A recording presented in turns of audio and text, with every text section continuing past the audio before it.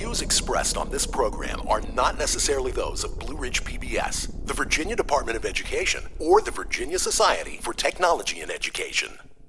Blue Ridge PBS, in partnership with the Virginia Department of Education and in collaboration with VISTI, the Virginia Society for Technology in Education, is talking to leading educators about what gets them energized and how technology is being used to inspire student engagement. This is Activated Learning. How do we teach students to be responsible, ethical, critical users of the information that they have such ready access to? That's the most important lesson that can come from the school library. Welcome to Activated Learning. I'm Tom Landon. On today's episode, we travel to Blacksburg, Virginia for a chat with Dr. Kelly Passek, the librarian at Blacksburg Middle School and the current president of the Virginia Association of School Librarians. Kelly shared her thoughts on the role of libraries and how they can be an integral part of the teaching and learning process. Her work using drones to deliver books during the pandemic was featured in publications ranging from People magazine, the New York Times, and the Washington Post, and on CNN. But it's her love for libraries and students that brought us here for a conversation.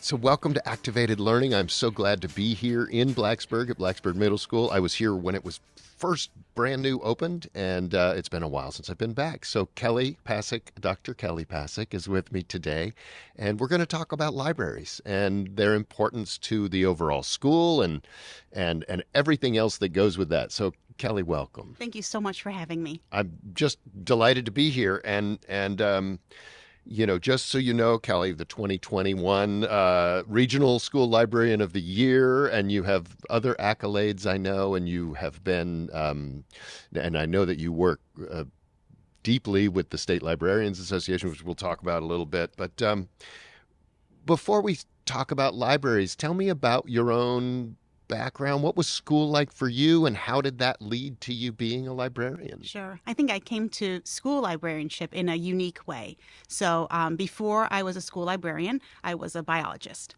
And so all of my schooling up until I was an adult was in biology. And so I started out really fascinated by animals and by their behavior and their interactions with the environment. And so that was my focus for all throughout college and graduate school. And so my degree is actually in biology. I taught for a few years at Tech. And then when it was time for a change, I started to think about what other options I had that I would like to pursue. And libraries have always been a part of my life. So not only as a library user when I was young, but that was my first job in high school. So I worked at the Crane Library in Buffalo, New York through high school and some of college.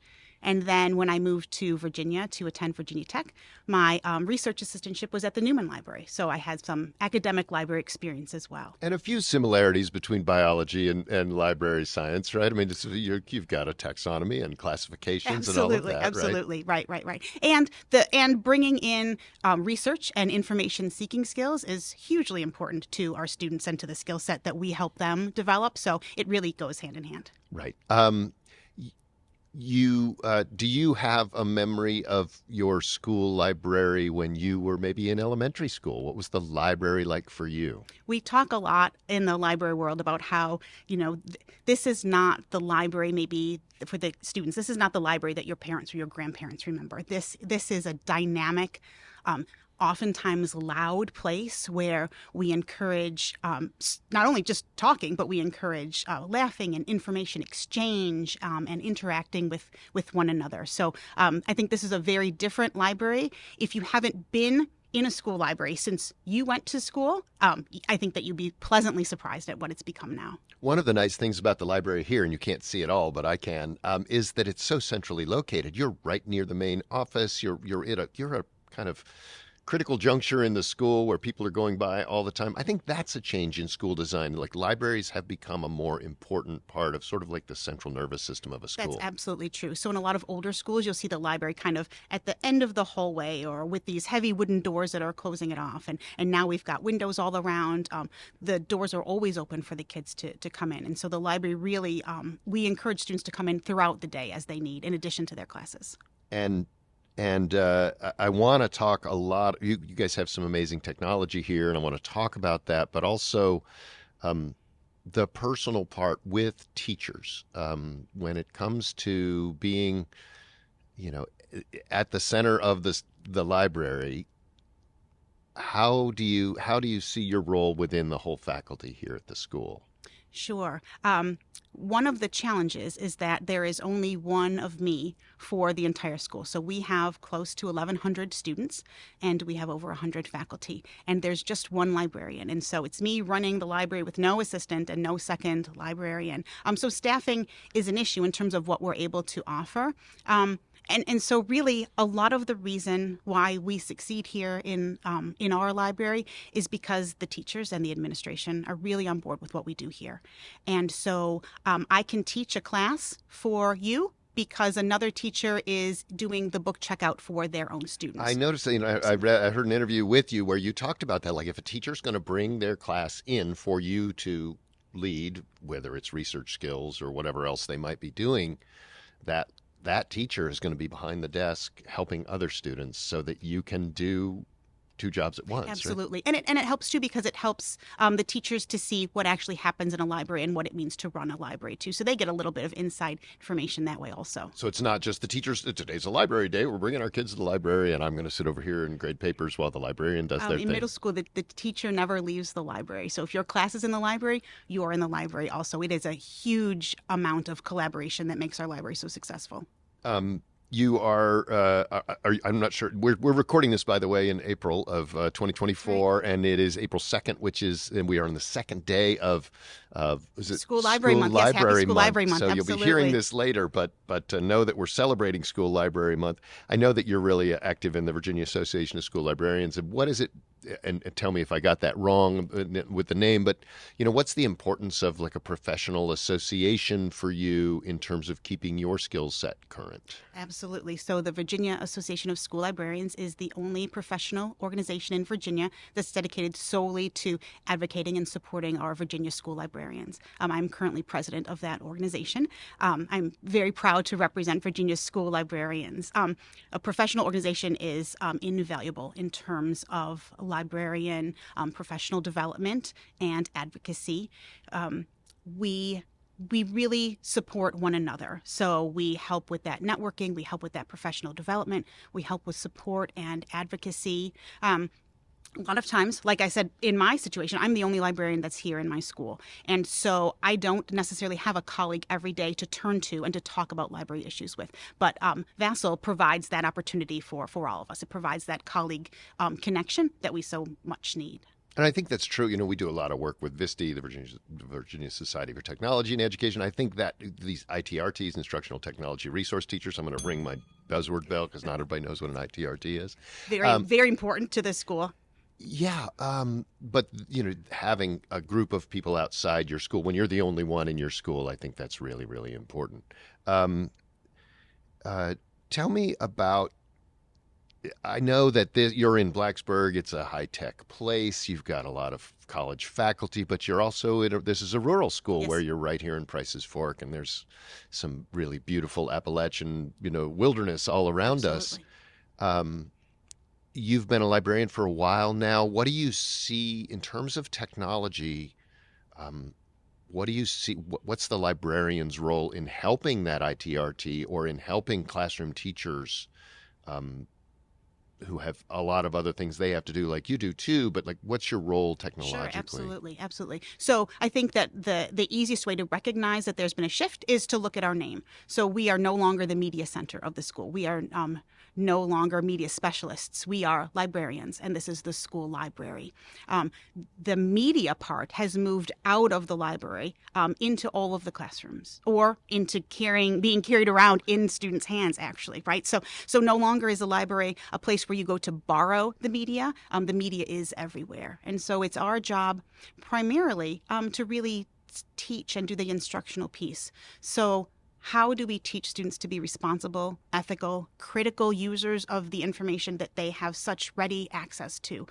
That's the most important lesson that can come from the school library. And how do you, I mean, Yeah. that's a whole series, right? But, being a discerning user of media. Absolutely. Is maybe the most, one could argue it's the most important thing to our democracy right now, right? I agree. So what's that look like on a day-to-day level here?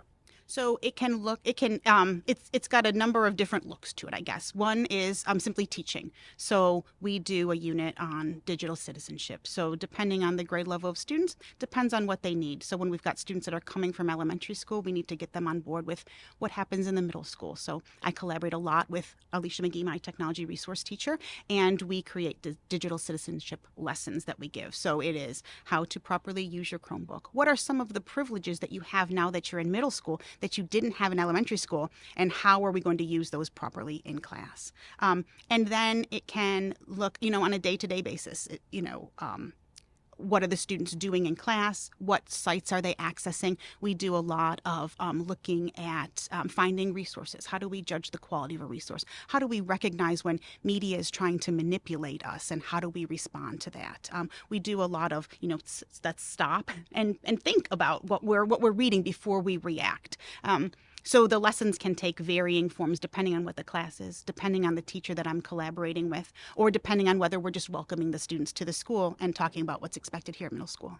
And it occurs to me, as I heard you on the phone a little while ago talking to somebody about some copyright stuff, and it's like, as adults, many of us have come of age. We didn't get a chance to have a digital citizenship course either. We've just been learning on our phones or everything else. I mean, teachers also need to be reminded about being a good digital citizen, right? Absolutely. And so the librarian, so we don't just library for the students, we also help our faculty whenever possible. And so we are always willing to share our information, and so that comes in many different forms. I've heard you talk about your link with the agriculture. You have an agriculture program here as a somewhat rural school, but also right next to a research university that does a lot of agriculture. You're really well suited. People wouldn't necessarily put somebody who's teaching kids about agriculture into the same lesson planning world as a librarian. What does that collaboration look like, and how fun is it to also work with somebody who's doing something outside of the library so much? So I think because I didn't come from a language arts background. And I came from a science background, I'm always looking for those unique connections that I can make with my teachers, because it's the same population of students, right? Librarians are in a really unique position because often we're the only person in the school that teaches all of the students for the entire time that they're here. So I'm going to meet you as an incoming sixth grader, and I'm going to be your librarian throughout your eighth grade career when you leave us. And so it gives me a unique perspective, and it gives me a unique way to come in to all of the different classes and to teach the students. I collaborate with Sarah Eyre, who is our agri-science teacher, fairly regularly, and we have a really unique connection and collaboration that we do. My favorite one that we do together is a project on book deserts and food deserts. So one of her career and tech ed competencies is to bring information and knowledge to students about food deserts, scarcity locations due to transportation or economics, supply and demand, things like that. And so I thought, well, we have book deserts in the library, places where we have areas in the community where ready access to books is not possible. We know that free choice reading is the single best predictor of a student's success. Because I'm not a librarian, I'm going to ring my bell and just say, tell me about free choice reading. Free choice reading, absolutely a huge, important part of what school librarians do and what school librarians provide. Free choice reading is you reading whatever you're interested in reading. That's it. Here's a selection not necessarily assigned or not assigned reading. There's a difference. So it is the opposite of assigned reading, which is still important, assigned reading. But what's really important in terms of success academically, not just in reading, also in math, we've got data that show that math scores increase the more access a student has to free choice reading. But also social emotional learning, right? Books give you an excellent opportunity to see worlds that you would not have necessarily seen, to have a safe way to experience those worlds. And so that's what we're looking for in our school libraries. I'm going to provide you with every kind of opportunity and every kind of type of reading that I think you would like, whether you like nonfiction books, whether you like memoirs, whether you like graphic novels, whether you like mystery books, magazines. I'm going to provide you with all of those different types of media in hopes that I can connect you with something that you really like, because if you're choosing to read it on your own, you'll be more successful. So back to your food desert and book desert. So when students don't have that access, they really are at a disadvantage. So maybe, for example, they're at a temporary book desert. So when the school library is not open in the summertime, we've got students that can't necessarily get to a public library. They don't necessarily have the funds to go to a bookstore to actually purchase the material. So what happens in those cases? So how can we continue to get that free choice reading material out to students if they don't necessarily have access to it? And so the project that we do, we call it the Community Market Project. Students learn about book deserts and food deserts, and they're going to create a community market to address those issues in a certain community. And what's really fun is that project evolves each time we teach it, so we can add a little bit more each time. So the newest component that we added was AI, artificial intelligence. And so this time around, when we taught the program, when we taught the lesson, what we did was we had with our TRT also. Came in and we talked about artificial intelligence. We talked about how it can be used, and we actually had the students use it to teach themselves about food deserts and book deserts. It was a great way for us to use a technology that is really going to become a huge part of our students' lives, and start to teach them how to use it ethically and responsibly. Right. And you also mentioned, as we were just setting up here, you talked about what I thought was a really interesting use of virtual reality for your English language learners community here, right? Absolutely. Can you just, I mean, I don't think everybody thinks about the fact that when there's an emerging technology like VR, it's probably not out in the classrooms just yet because it's a little more specialized, right? So that's a case where you are the hub. You are using your library for that purpose. But just tell me a little bit about that project. Sure. So that project is the brainchild of our TRT, Alicia McGee, and so she pairs with our ESL teacher, and her students come to the library, and Alicia works with them to use virtual reality so that the students can visit their neighborhood that they lived in, that they were born in before they came to the United States. And so they get to kind of see what their area looks like. It's a little trip down memory lane for them. They get to share the parts that they loved about their home with their other students in the class. And also showing them that their school is interested about where they came from, Absolutely. right? Absolutely, yes. Because I think when we talk about that population of students, often they do feel, even with inclusion and everything else, they feel very separate. So that's a chance to bring them in together. One of the projects that brought you to a lot of people's attention was during the pandemic, and I think we've sort of shifted on the program now to an area where it's a little more like, what did we learn? Like, what the pandemic was horrible for everybody, but it did teach us some things. So tell me, I know you've done this interview before about this drone project, but tell me, for those who don't know, what you did in terms of reaching out to the business community here and trying to figure out ways to address the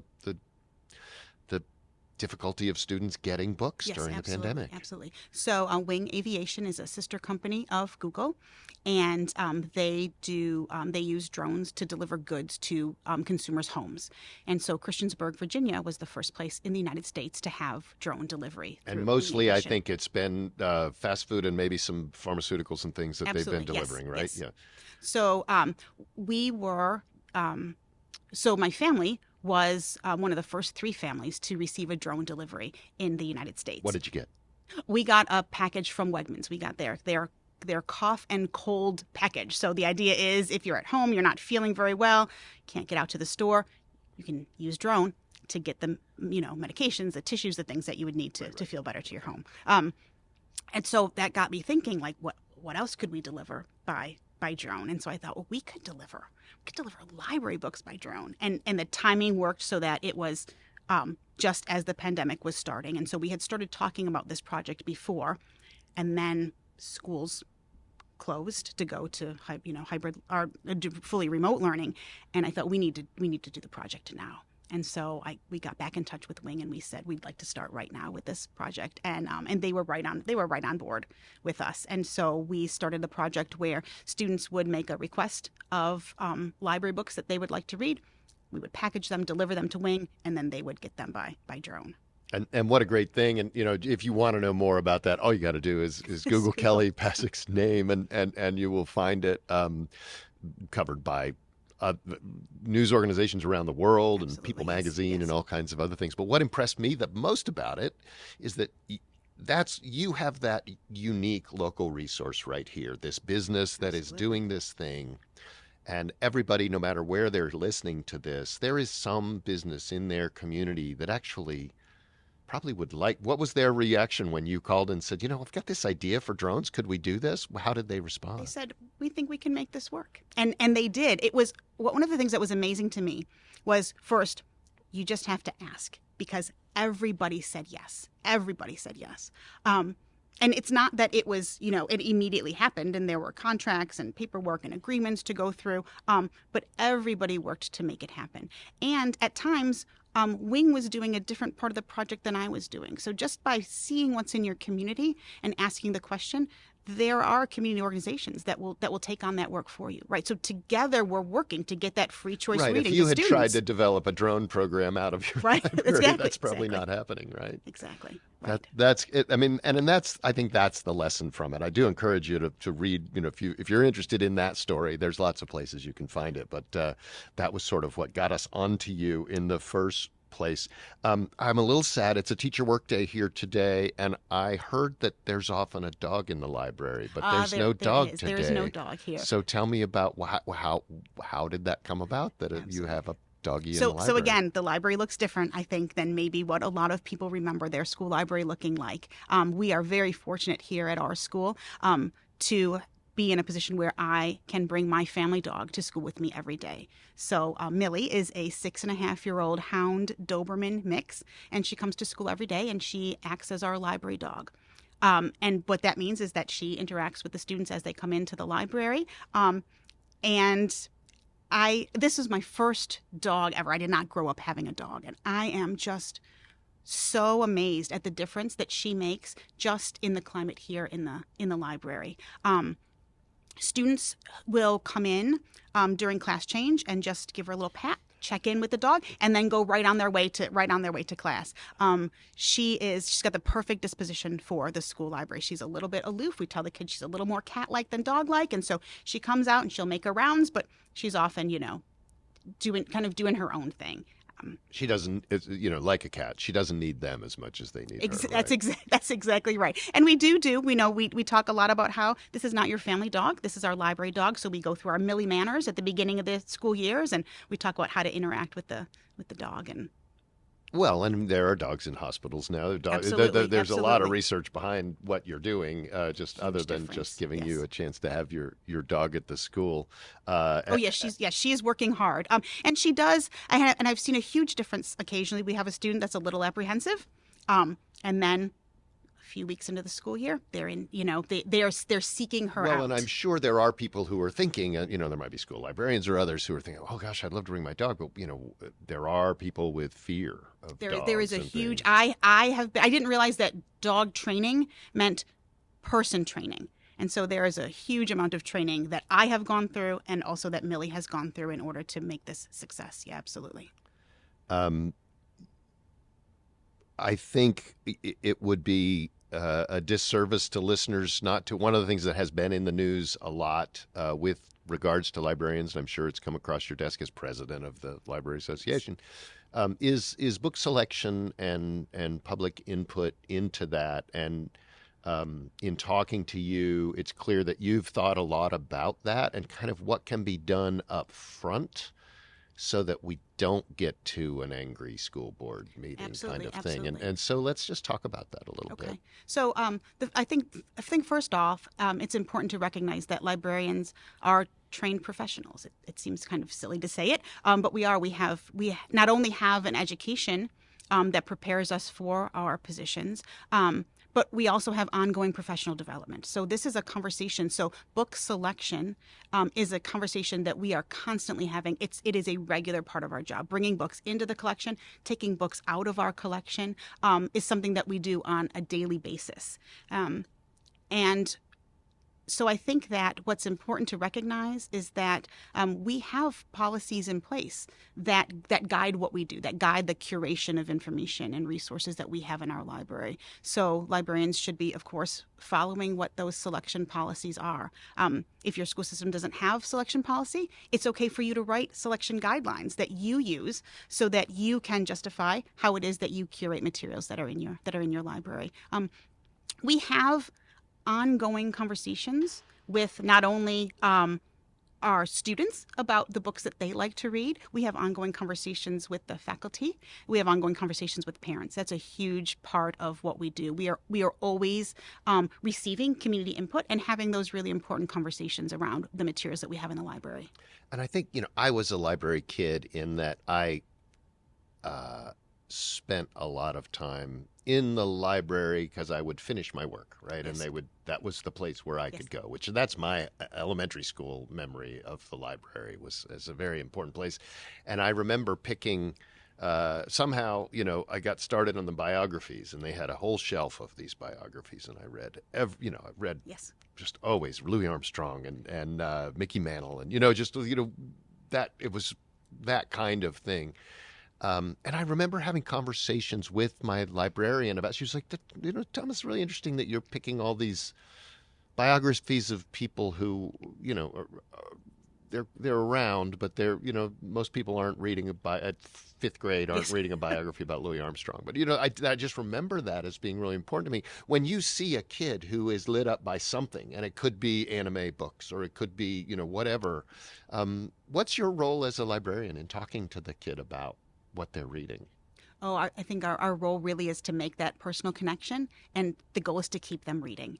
And so how can I keep you reading? I've had students that will come in and just ask for a specific section, and that's all the help they want, and they would like to browse by themselves. I have other students that will say, if I come back at lunchtime, can you have chosen 3 books that you think I would like? And so some people really students want different amounts of input and help from you in choosing their books. That must make you happy, because what a testament to, we all like to think that we have good taste, but also that to walk that kid to something and say, you might try this, you may not like it, right? Absolutely. And that's an important, what's your role there? That's an important lesson. Yeah, I always tell them, try this. And you know what? If you don't like it, no big deal. You bring it back. We try again, and we will try as many times as we need to try. It's super important that students know that if they're reading something and it doesn't particularly appeal to them, they just close the book and they bring it back, and we start all over again. And sometimes you read it and then you pick it up again. I'll confess that, Lord of the Rings, that I had friends who went nuts on, and I tried it and I put it down. Well, I tried it and I put it down, and then I came back and tried it a third time and I put it down. It's not my thing, no. But I knew that it was really important to people, so I tried. And right? it's a hugely important conversation to have with the students. And I tell them, what would happen if you came into the library and you went to the nonfiction section and all you saw were cookbooks? Because I love to bake. All cookbooks. And then you went to the sports section and you're looking for your favorite team, and all you found were books on the Buffalo Bills. And they paused for a second and said, is that what the library is supposed to be? Who's the library for? And then we have that conversation. The library is for you, the students. And so are there books here that they're kind of not my thing? Absolutely, because I'm not choosing books that I like to read. I'm choosing books that you like to read. Right. I saw something on the news the other day about a really innovative use for old card catalogs, and I just thought, I'm going to a library, so I should talk about this. But as seed catalogs. Yes, amazing, and that's a thing in the library too, right? They've taken their old card catalogs, they've repurposed them into a seed library where you can come and you can take a packet of seeds and plant it in your garden. But I just thought, what a great adaptive reuse. It's yes, this technology, as much as I loved it, is dead, right? Nobody's using a card catalog. No one is using the card catalog. I'm sorry. No, yes. They are beautiful antique pieces, but yes. So anyway, I've just got me thinking, I wonder what is the next thing. It also lets you start to think about what in the direction that libraries are moving. So in addition to having the books and the print resources that we're having, and certainly we haven't even talked about the electronic resources, but what are libraries lending? They're lending seeds. They're lending tools. I've seen libraries lend baking items so that if you just want to try something, you can go to the library, you can borrow the equipment that you need, try it out, and then return when you're done. There was an art library when I was in college that you could go to the actual library and check out art for your dorm room. And I just thought my that's daughter smart. has a piece in her dorm, absolutely, from her college right now. And so let's talk about that. You gave me a natural transition to these things that are more ephemeral, that are not necessarily books, that are technology related, that kids can access, use, check out. It's kind of a different way of checking something out, right? Yes. Well, tell me about that. And so I think that leads to a conversation about how we partner with other organizations. And so, for example, ebooks, books that students are going to read on their Chromebooks, because each student at Montgomery County has their own Chromebook. Ebooks are expensive, and it's a whole different way of purchasing. And some of those ebooks you can purchase to have in your collection permanently. Some you can purchase for a 12-month loan period. Some you can purchase for a certain number of student readers. It's something that would be a huge part of our budget if we were to move in that direction. And so what we have done is Montgomery County Public Schools have paired with the Montgomery Floyd Regional Library System, our public library system, to provide us with access to their ebooks. And so our students have access to thousands and thousands of ebooks that they can borrow from the public library just by using an app that's on their Chromebook. And so that's been hugely important to us. Right. And I'm sure when we talk about things like ebooks, I know from my time at Virtual Virginia that that textbooks largely, I don't know where Montgomery County is on this, but textbooks largely are moving to an electronic book. And have you found that, and has that changed what you do at all? I mean, textbooks aren't really what you have to do, but I know in many cases school librarians end up spending a lot of time interacting with textbooks. There are a lot of facets to our job that are very unique to school libraries, that are maybe not what we would think of as library, but that fall to us. And I think that textbooks sometimes is one, Chromebook care is another. And so I think that that part of our job, and certainly in terms of textbooks, is making sure that students have the access that they need. And so if you come to me and you say, I have this online textbook, but I don't have Wi-Fi at home, then we in the library are going to work to get you that Wi-Fi access at your home so that you do have access to the resources that you need. Yeah, and we could talk for a long, long time, but we're approaching the end of our time. I would just ask you to think about what people should, how would you encourage people to get more involved in their school library, just the general population? Absolutely. I think that it is so important to recognize how essential school libraries are. A lot of that is talking to your students, seeing how they use the library. What is it that they would like to see? We're having those conversations. And so it's important that parents have those conversations with their students, their children, and ask them what they're getting from their school library, what they would like to see in the school library. We're always open to conversation. I think it's very important to advocate for school libraries. First, being open. Second, being staffed by a full-time certified school librarian. You out in the community can do that by voting. You can do that by speaking at your school board meetings. You can do that by sending an email to the school principal just saying how important it is that your student have that library access and that librarian position filled in their schools. Well, and I think it all comes down to building that trust. And you can't build trust unless you know who the people are that you're talking to and talking about. Well, Kelly Passek, I just thank you so much on this teacher work day for spending some time with me, and best of luck to you. I look forward to coming back and seeing what you're doing next. Thank you so much, Tom. It's been a pleasure. All right. For Activated Learning, I'm Tom Landon. Thanks for listening or watching. This is Activated Learning from Blue Ridge PBS in partnership with the Virginia Department of Education and in collaboration with Visti. If you like what you hear, subscribe to Activated Learning wherever you get your podcasts. If you've got an idea for an upcoming show, let us know at activatedlearning@blueridgepbs.org. Activated Learning was created by Blue Ridge PBS in partnership with the Virginia Department of Education and in collaboration with the Virginia Society for Technology and Education. Produced by Tom Landon, Director of Educational Innovation at Blue Ridge PBS, with a lot of help from graphic and audio designer Jay Prater, podcast studio producers Andy Depew and Kurt Schruth, and Vice President of Education Dr. Rose Martin. Our theme music was composed and produced by Ryan Champney and Dr. Matt Katatachea of VISTI.